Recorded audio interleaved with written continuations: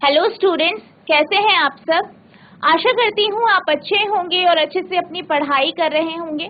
मैं मोनिका रावत आपका स्वागत करती हूँ आईसीटी वर्चुअल क्लासरूम देहरादून में। बच्चों, आज हम क्लास 8 का जो आपका सब्जेक्ट है साइंस, उसका चैप्टर लाइट को कंटिन्यू करेंगे। तो बच्चों, पिछले लेक्चर में हमने इस चैप्टर के क्वेश्चन आंसर्स को डिस्कस किया था। आई होप आपको ये क्वेश्चन समझ में आए होंगे।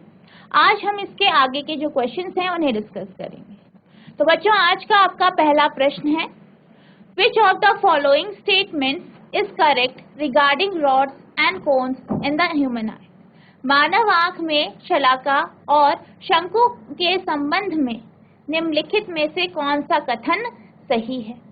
तो यहाँ पे आपसे ये कहा गया है कि जो आपकी ह्यूमन आई होती है, यानी मानव नेत्र होता है, उसमें जो आपका रेटिना होता है, रेटिना में दो प्रकार के जो हैं आपके आपके सेल होते हैं, ठीक है, टिश्यूज होते हैं, सेल होते हैं, जैसे कि आपका रोड हो गया, कॉन हो। आपको ये बताना है कि इनमें से ये जो रोड और कॉन है, यानी रॉड जो आपकी शलाका और शंकु है, इनके बारे में क्या सही। पहला है, cones are sensitive to dim light, यानी जो कोन्स है वो डिम लाइट के लिए काफी सेंसिटिव होते हैं, काफी संवेदनशील होते हैं। दूसरा है, cones are sensitive to bright light, यानी जो कोन्स हैं वो तेज यानी जो तीव्र रोशनी है उसके लिए सेंसिटिव होते हैं, उसके लिए संवेदनशील होते हैं। नेक्स्ट है, rods are sensitive to bright light, यानी शलाका तेज रोशनी या जो ब्राइट लाइट है उसके प्रति संवेदनशील होती है। चौथा, रॉड कैन सेंस कलर, यानी शलाका रंग समझ सकती है या कलर को जो है सेंस कर सकती है।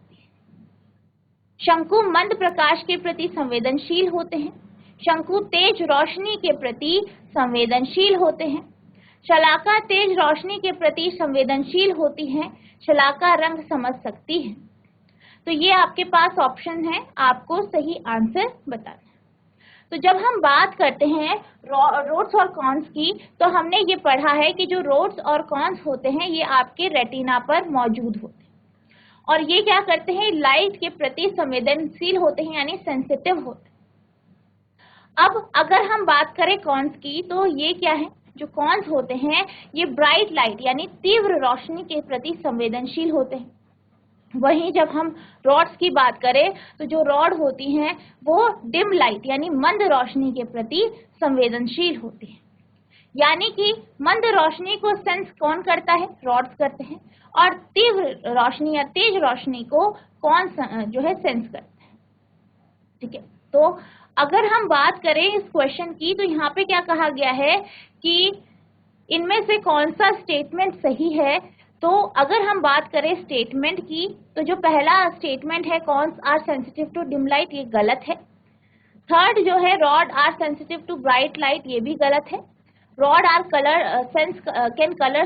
कैन सेंस कलर, तो ये क्या है, ये भी गलत है। यानी आपका जो आंसर है वो बी है, यानी cones are sensitive to bright light, यानी शंकु तेज रोशनी के प्रति संवेदनशील होते हैं। ठीक है, तो जो शंकु होते हैं वो तेज रोशनी के प्रति क्या होते हैं, संवेदनशील होते हैं, सेंसिटिव होते हैं। तो ये आपका आंसर है। ठीक है, अब हम चलते हैं अगले प्रश्न की ओर। अब आपका अगला प्रश्न है, in the figure of the human eye the cornea is represented by the letter. मानव आंख की आकृति में कॉर्निया को अक्षर द्वारा दर्शाया गया है, यानी आपके पास क्या है, यहाँ पे एक जो है स्ट्रक्चर है आई का। ठीक है, एक स्ट्रक्चर है आई का, आंख का एक जो है संरचना है। आपको ये बताना है कि इनमें से कौन सा जो है कॉर्निया है।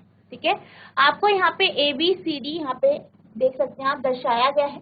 आपको बताना है कि इनमें से कौन सा कॉर्निया है। अब अगर हम बात करें ह्यूमन आई की, मानव नेत्र की, तो ह्यूमन आई में हमने क्या क्या पढ़ा है, हमने ये पढ़ा है कि जो कॉर्निया होता है वो इसकी आउटर कवरिंग होती है, यानी जो आई बॉल है, ठीक है, जो आंख का गोलक है, उसकी जो आउटर कवरिंग है, जो बाहर का जो कवर है, उसे हम कॉर्निया कहते हैं।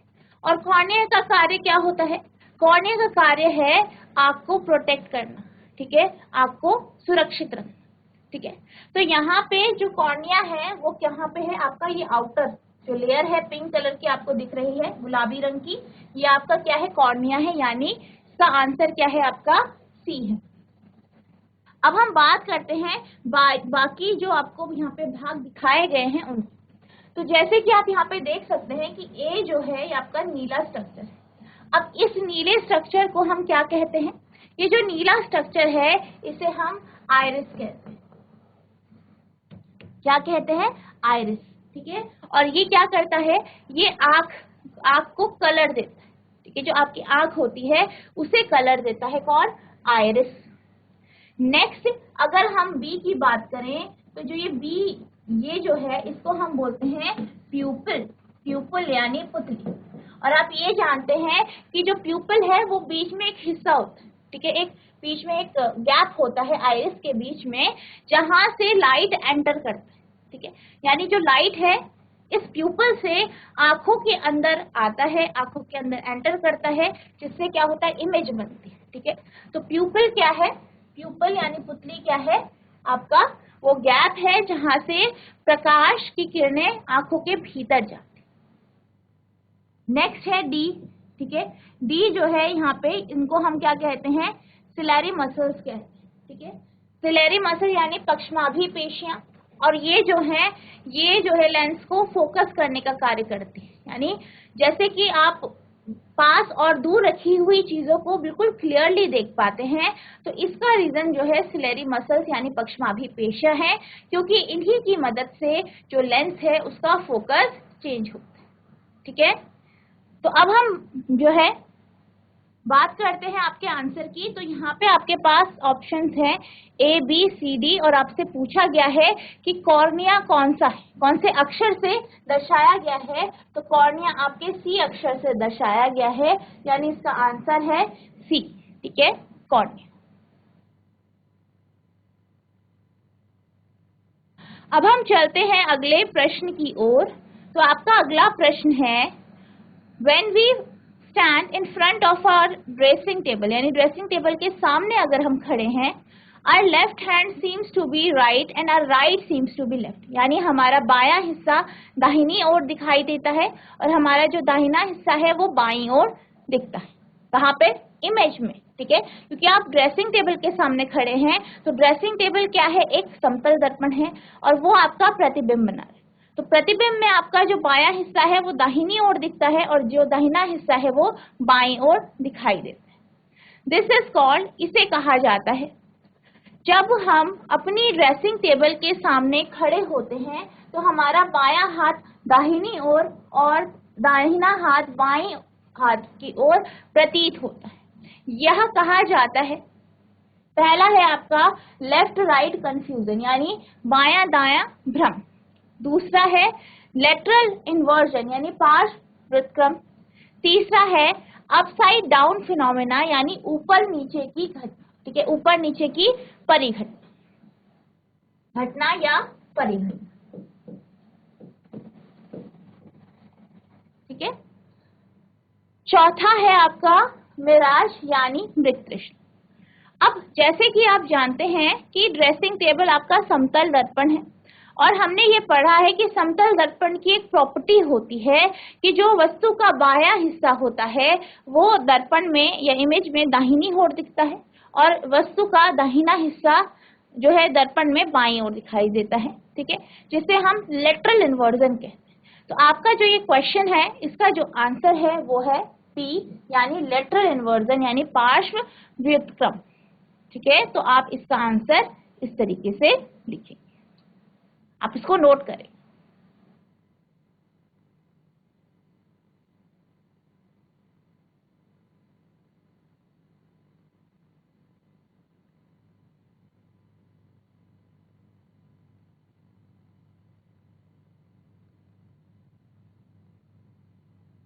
अब आपका अगला प्रश्न है, in the retina of the eye the area having no sensory cell is called, आंख के रेटिना में संवेदी कोशिकाओं से रहित क्षेत्र कौन सा होता है। यानी आपसे ये कहा गया है कि जो आपकी आंख होती है, आई होती है, उसका जो रेटिना है, ठीक है, रेटिना में एक ऐसा हिस्सा होता है जहाँ पे सेंसरी सेल्स नहीं होते हैं, यानी संवेदी कोशिकाएं नहीं होती हैं। उस बिंदु को या उस जगह को क्या कहा जाता है? ठीक है, तो यहाँ पे बात की जा रही है उस बिंदु की, उस पॉइंट की जहाँ पे इमेज अगर बने तो वो सेंस ना हो। ठीक है, क्योंकि आप ये जानते हैं कि रेटिना पर रोड्स और कॉन्स होते हैं, ठीक है, जो कि लाइट के प्रति संवेदनशील होते हैं या इमेज फॉर्मेशन में मदद करते हैं या इमेज को डिटेक्ट करने में मदद करते हैं। ठीक है, अब जब हम रेटिना की बात करते हैं तो जो रेटिना होता है, जैसे कि यहाँ पे आप देख सकते हैं, ये क्या है? रेटिना है। रेटिना पे क्या बनती है? इमेज बनती है। अब यहाँ पे इमेज बनती है, यहाँ पे आपके पास सेल्स होते हैं जो इस इमेज को डिटेक्ट करते हैं और जो है ऑप्टिक नर्व के माध्यम से हमारे ब्रेन तक इस इमेज को पहुंचाते हैं। अब यहाँ पर जो है एक पॉइंट होता है या बिंदु होता है जो कि आपका ऑप्टिक नर्व और रेटिना के जो है जंक्शन पे होता है, यानी जहाँ पे इन दोनों का जोड़ होता है। ठीक है, रेटिना पे, ठीक है, जो रेटिना है और जो ऑप्टिक नर्व है इसका एक जंक्शन होता है। ठीक है, एक जोड़ होता है जहाँ पर इमेज जो है सेंस नहीं होती, जहाँ पे जो प्रतिबिंब है उसे सेंस नहीं किया जाता। इसी बिंदु को हम क्या कहते हैं? इस बिंदु को हम अंध बिंदु यानी ब्लाइंड स्पॉट कहते हैं। ठीक है, तो ब्लाइंड स्पॉट क्या होता है? आपका वह हिस्सा है आपके रेटिना का जहां पर इमेज अगर बनती है तो वो डिटेक्ट नहीं हो पाती, क्योंकि वहां पे संवेदी कोशिकाएं नहीं होती। अब यहाँ पे आपके जो है ऑप्शंस है आइरिस, दूसरा है ब्लाइंड स्पॉट यानी अंध बिंदु, तीसरा है कॉर्निया, चौथा है डार्क स्पॉट। तो इसका जो आंसर होगा वो आपका अंध बिंदु होगा यानी ब्लाइंड स्पॉट यानी बी। ठीक है, अब अगर हम बाकी ऑप्शंस की बात करें तो यहाँ पे सबसे पहले आपको आइरिस दिया गया है। तो आइरिस जो होता है ये हमारी आंखों को, जो हमारे आंखों का लेंस है उसे कलर देता है। तो कलर किसके कारण होता है? आइरिस के कारण। कॉर्निया की बात करें तो कॉर्निया क्या करता है? कॉर्निया हमारे आईज के ऊपर एक लेयर होती है जो आंखों को प्रोटेक्ट करती है। ठीक है, तो यहाँ पे आपका जो आंसर है वो बी है, अंध बिंदु यानी ब्लाइंड स्पॉट। अब हम चलते हैं अगले क्वेश्चन की ओर। तो आपका अगला प्रश्न है, the cells present in the retina of eye and responding to colour are. आंख की रेटिना में मौजूद और रंग पर प्रतिक्रिया करने वाली कोशिकाएं हैं, यानी वह सेल, ठीक है, वह कोशिकाएं जो कि आंखों में मौजूद हैं और रंग को यानी कलर को जो है रिस्पॉन्स करती है, उनको क्या कहते हैं? ये आपसे पूछा गया। तो पहला ऑप्शन है रॉड शेप्ड सेल्स यानी रॉड के आकार की कोशिकाएं, बी है कॉन्स यानी शंकु, सी है बोथ ऑफ दीज यानी ये दोनों, डी है नन ऑफ दीज यानी इनमें से कोई नहीं। ठीक है, तो यहाँ पे आपसे ये पूछा गया है कि वो कौन से सेल हैं जो कि रेटिना में मौजूद होते हैं जो कलर के प्रति यानी रंग के प्रति संवेदनशील होते हैं। तो जैसे कि हम जानते हैं कि जो हमारा रेटिना होता है इस पे दो प्रकार के सेल होते हैं। ठीक है, रॉड और कॉन्स, शंकु और शलाकाएं, जो कि जो है रंगों के प्रति, कलर्स के प्रति संवेदनशील होती है, लाइट्स के प्रति संवेदनशील होती है। तो यहाँ पर जो आपका आंसर होगा वो आपका ऑप्शन सी होगा यानी बोथ ऑफ दीज। ठीक है, ठीक है, तो ये आपके आंसर जो है। लेकिन अगर हम बात करें कि जो कलर है, कलर के प्रति संवेदनशील सिर्फ आपका कौन होता है, इसलिए आपका आंसर बी होगा।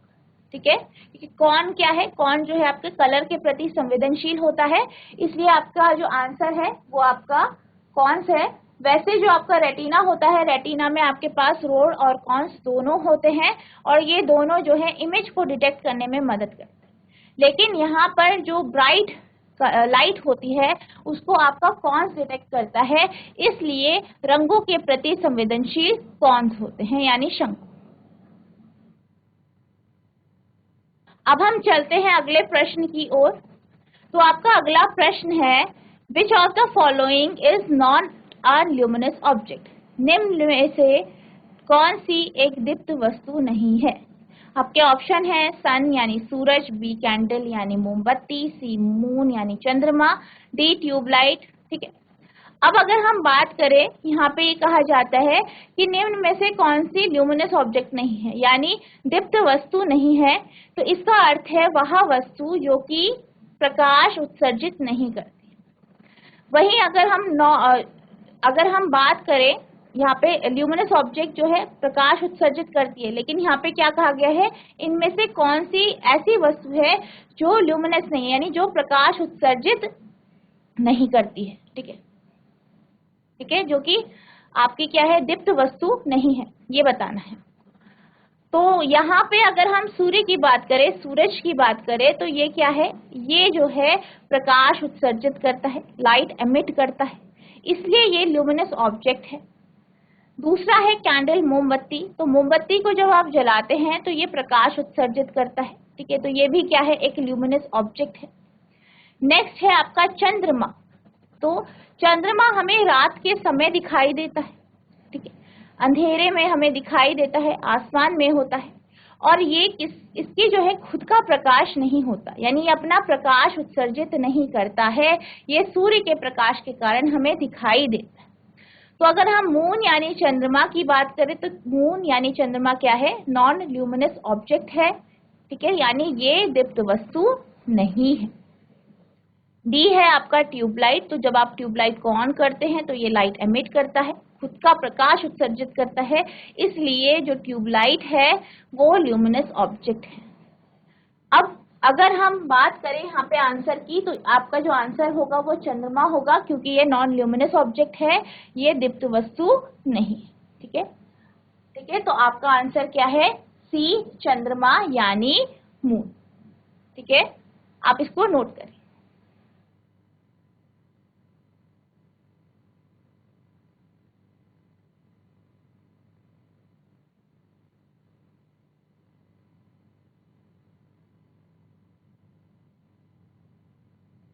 अब आपका अगला प्रश्न है, to make a kaleidoscope we required. बहुरूप दर्शक बनाने के लिए हमें आवश्यकता होती है, यानी अगर हमें बहुरूप दर्शक बनाना है तो उसके लिए हमें आवश्यकता है, हमें जरूरत होती है। पहला है 3 प्लेन मिरर यानी 3 समतल दर्पण। दूसरा है 4 प्लेन मिरर यानी 4 समतल दर्पण। तीसरा है 3 ग्लास शीट यानी 3 कांच की चादरें। चौथा है 4 ग्लास शीट यानी 4 कांच की चादरें। ठीक है, तो यहाँ पे आपसे पूछा है कि बहुरूप दर्शक बनाने के लिए किस चीज की आवश्यकता होती है। तो जब भी हम बहुरूप दर्शक की बात करते हैं तो बहुरूप दर्शक बनाने के लिए हमें दर्पणों की आवश्यकता होती है। अब बहुरूप दर्शक में हम 3 दर्पणों का उपयोग करके प्रिज्म बनाते हैं, जिससे हम जो है, आपने पढ़ा है कि हम क्या करते हैं, 3 दर्पण लेते हैं, ठीक है, बराबर होते हैं, जो आयताकार होते हैं, उसको इस तरीके से जोड़ देते हैं।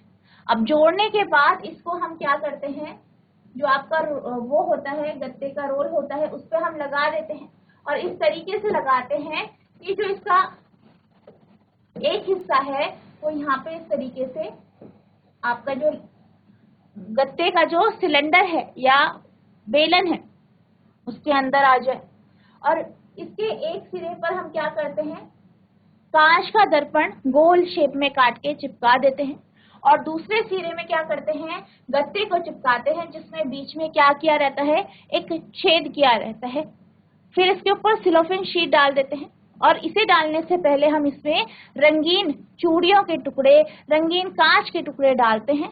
ठीक है, फिर सब पूरा अच्छे से अरेंज करके हम क्या देखते हैं कि जो यहाँ पे 3 दर्पण लगे हैं उनमें अलग अलग आप पैटर्न देख पाते हैं। ठीक है, और यहाँ से हमें आइडिया मिलता है अलग अलग डिजाइन। तो यहाँ पे इस तरीके से आपका कैलाइडोस्कोप बनता है, और कैलाइडोस्कोप की बात करें तो यहाँ पे 3 दर्पणों का उपयोग होता है, जिसे प्रिज्म की फॉर्म में रखा जाता है। ठीक है, अब यहाँ पे आपसे बोला गया है कि बहुरूप दर्शक बनाने के लिए हमें आवश्यकता होती है, यानी अगर हमें कैलाइडोस्कोप बनाना है तो हमें किस चीज की जरूरत होती है। तो इसका जो आंसर है आपका वो है 3 समतल दर्पण, 3 प्लेन मिरर, इनको प्रिज्म की फॉर्म में लगाया जाता है। तो इसका जो आंसर है वो आपका है ठीक है। ए 3 प्लेन मिरर यानी 3 समतल दर्पण। ठीक है, तो इस तरीके से आप इस क्वेश्चन का आंसर दें, आप इसको नोट करें।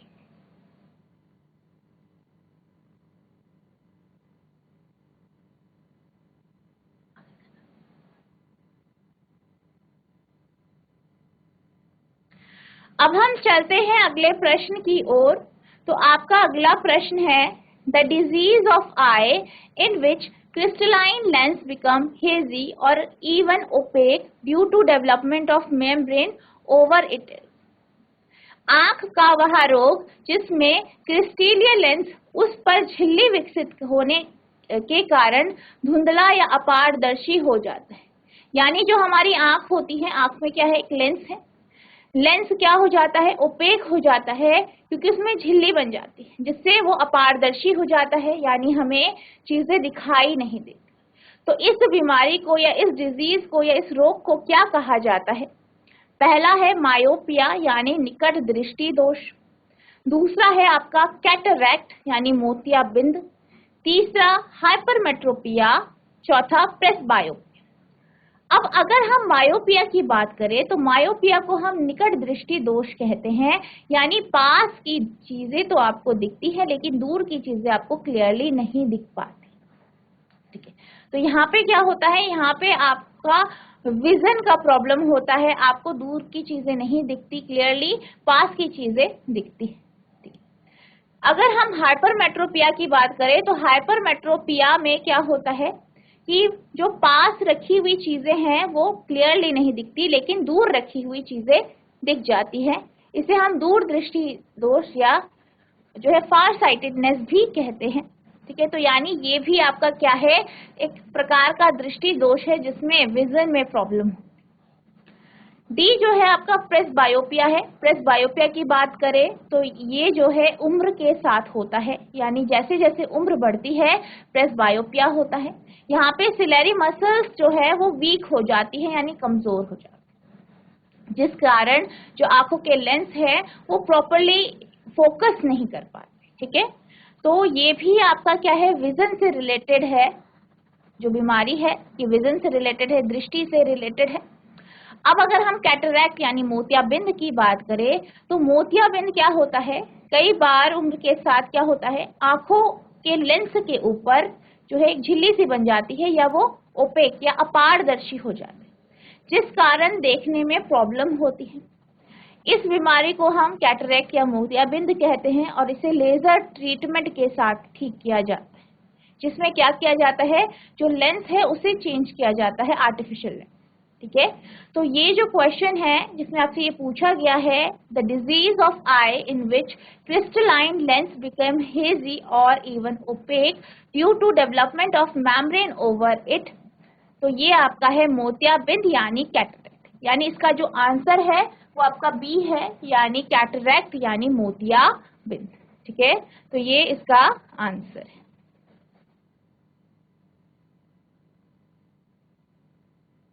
ठीक है, अब हम चलते हैं अगले प्रश्न की ओर। तो आपका अगला प्रश्न है band of 7 colour is called, 7 रंगों के बैंड को कहा जाता है। यानी यहाँ पे आपसे ये कहा गया है कि आपके पास 7 रंग है, उसके बैंड को क्या कहा जाता है। अब ये जो कॉन्सेप्ट है ये आपका डिस्पर्जन का कॉन्सेप्ट है। कई बार आपने ये देखा है कि कई बार बारिश के बाद, वर्षा के बाद आपको आसमान में इंद्रधनुष दिखाई देता है, और इंद्रधनुष क्या होता है, 7 कलर्स का एक बैंड होता है, 7 रंगों का एक बैंड होता है। इसमें क्या होता है कि जो सनलाइट है यानी श्वेत प्रकाश जो है, ठीक है, सनलाइट आपका श्वेत प्रकाश है, व्हाइट लाइट है। ये जो लाइट है जब बारिश की बूंदों पे पड़ती है उससे क्या होती है, डिस्पर्स होती है, तो क्या होता है, एक बैंड के रूप में आपको दिखाई देती है, जिसे हम 7 कलर्स कहते हैं। यानी जो श्वेत प्रकाश है वो 7 रंगों में क्या हो जाता है, टूट जाता है एक बैंड की फॉर्म। ठीक है, अब यहाँ पे आपसे कहा गया है कि इस 7 कलर का जो बैंड होता है उसे क्या कहते हैं। ठीक है, अब यहाँ पे 7 कलर का जो बैंड है वो जो परिघटना है, उसके बनने की परिघटना को हम डिस्पर्जन ऑफ लाइट कहते हैं। यानी क्या कहते हैं, डिस्पर्जन ऑफ लाइट, क्योंकि लाइट क्या हुई, डिस्पर्स हुई। ठीक है, किसमें, 7 रंगों में। पर यहाँ पे बात की गई है बैंड की, ठीक है, 7 रंगों के बैंड की बात की गई है, 7 कलर्स के बैंड की बात की गई है। तो इसको हम क्या कहते हैं, इसको हम विबग्योर कहते हैं, ठीक है। क्योंकि आप ये जानते हैं कि जब डिस्पर्जन होता है, ठीक है, डिस्पर्जन होता है तो जो कलर्स होते हैं वो इस तरीके से होते हैं, ठीक है, जिसे हम विबग्योर कहते हैं। वी यानी violet, indigo, green, yellow, orange, red, ठीक है, यानी बैंगनी, जामुनी, हरा, पीला, नारंगी और लाल, ठीक है। तो इसमें आपका जो है बैंड बनता है जिसे हम विबग्योर कहते हैं। तो यहाँ पे अगर हम बात करें इस क्वेश्चन की, तो इसका जो आंसर है वो है आपका विबग्योर, ठीक है, यानी ऑप्शन ए, ठीक है। तो इसे आप नोट करें।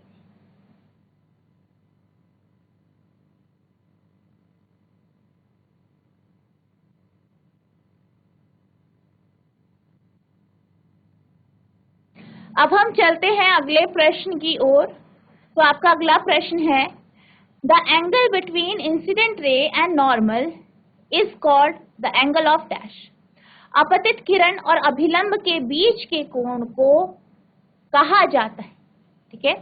आपके ऑप्शन है रिफ्लेक्शन, परावर्तन, दूसरा है इंसिडेंस यानी अपतन, तीसरा है रिफ्रैक्शन, अपवर्तन, चौथा है नन ऑफ दीज यानी इनमें से कोई नहीं। यानी आपसे ये कहा गया है कि इंसिडेंट रे और नॉर्मल के बीच का जो एंगल होता है उसे क्या कहा जाता है, ठीक है। तो अब हम यहाँ पे बात करते हैं कि बेसिकली क्या होता है। अब मान लीजिए ये क्या है, दर्पण है, ठीक है, और आपने क्या पढ़ा है कि जब दर्पण पे प्रकाश की किरण पड़ती है, ठीक है, तो क्या होता है, वो रिफ्लेक्ट हो जाती है, परावर्तित हो जाती है, ठीक है, इस तरीके से परावर्तित हो जाती है। अब अगर हम अभिलंब की बात करें तो अभिलंब क्या है, एक ऐसी लाइन है जो कि आपका जो दर्पण है उसके लंबवत होती है। अब जो किरण इस दर्पण पे पड़ रही है इसे हम इंसिडेंट रे कहते हैं, यानी अपतित किरण,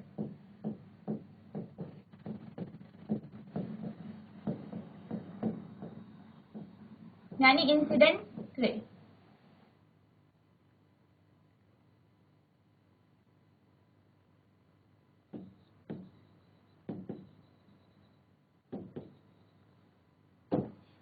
और परावर्तन के बाद जो किरण मिलती है इसे हम रिफ्लेक्टेड रे कहते हैं,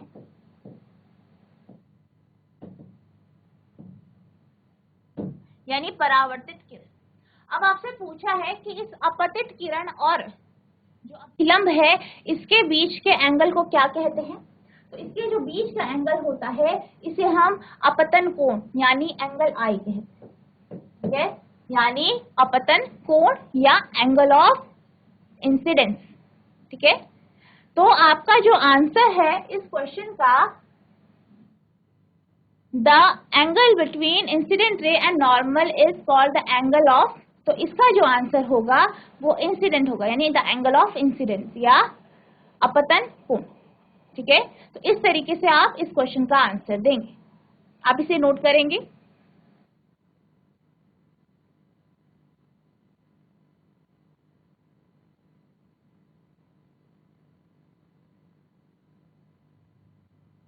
तो बच्चों आज हमने जो आपका चैप्टर है लाइट, इसके क्वेश्चंस को डिस्कस किया। आई होप आपको ये क्वेश्चन समझ में आए होंगे। आपको इस चैप्टर को रिवाइज करना है।